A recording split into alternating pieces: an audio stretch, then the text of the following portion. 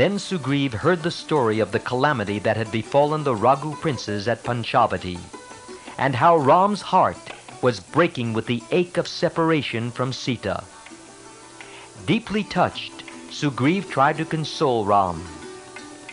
I have heard everything from Lakshman. Lay aside all doubts and fears. We shall surely discover Sita wherever she may be concealed, and that soon. My companions and I noticed a Rakshasa carrying a weeping lady and speeding fast across the sky. She was crying, "O Ram, O Lakshman." She too noticed us, and removing her sash, she tied up in it her jewels and threw down the little bundle. We picked it up and have kept it. See if the jewels are Sita's.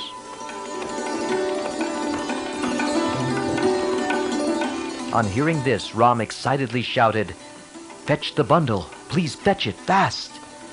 They brought it from the cave, and when Ram saw the sash, he was beside himself with grief. The little bundle brought before his eyes the suffering of Sita at the hands of the Rakshasa. He closed his eyes and told Lakshman to untie the bundle and examine the jewels. Lakshman did so and said, "Indeed, these are Sita's anklets. There is no doubt that they are hers. Often have I seen them while lying my head before her feet in worship. The others I am not familiar with, never having presumed to look closely at them." Ram took all the jewels in his hands and pressed them one by one to his eyes, saying, "They must have fallen on the soft grass, and so they are intact." Then, grief giving place to rage, he said, "Death's gates are wide open to receive the Rakshasa. Soon he will be destroyed with all his people." Seeing Ram's grief and wrath, Sugriv became somewhat anxious. Though their mutual friendship and help had been pledged in the presence of the sacred fire, Sugriv was concerned over the question of priorities. Sugriv's heart went to Ram in his suffering.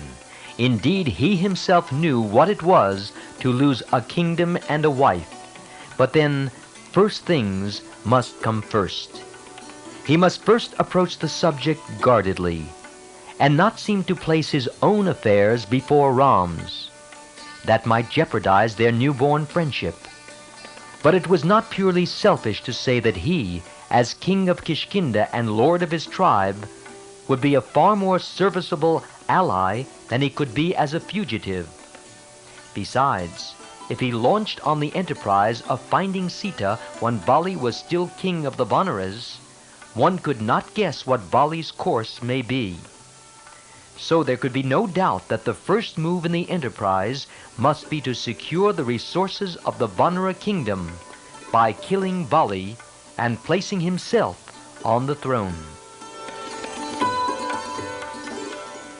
This alone would bring success to Ram as well as himself. But realizing Ram's state of mind, he resolved to act with circumspection and said, I do not know the strength or the dwelling place of this wicked Rakshasa. We do not know where he has taken Sita and where he keeps her hidden. Still, I promise you solemnly, wherever Sita may be, I shall find her and her captor and find ways of destroying him and recovering her. You will kill the wicked Rakshasa and win glory. Do not despair or yield to grief. That weakens the spirit. Look at me. Like you, I have lost my wife. I have been turned out of my kingdom and disgraced. And yet, I control my sorrow and keep my courage up. If I, just a mere monkey, can do this, it should be far easier for you. If sorrow overwhelms, one becomes helpless and can do nothing. Therefore, my friend, I beg of you to control grief.